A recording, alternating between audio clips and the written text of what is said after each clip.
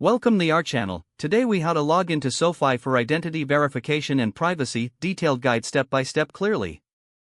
To begin, open your web browser. Type in the URL for SoFi, which is www.sofi.com.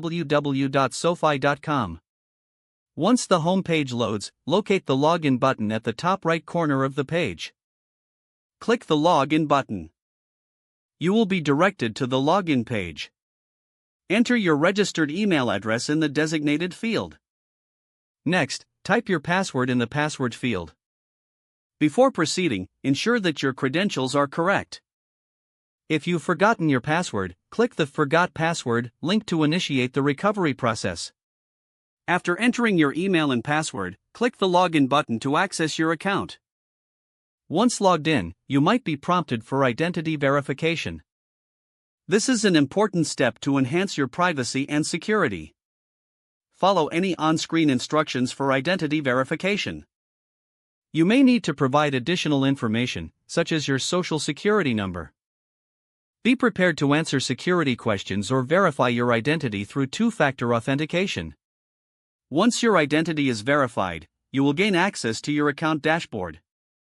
Now, take a moment to familiarize yourself with the various features available. Always remember to log out once you are done for added privacy. If you have any difficulties, refer to SoFi's Help Center for further assistance. If the page does not load, refresh the browser or try again in a private or incognito window. Make sure you are using the correct email address, then retype it carefully to avoid small typos. If your password is not accepted, use the reset option and create a new strong password you can remember. Check your spam folder for verification or security emails, then complete any requested confirmation steps.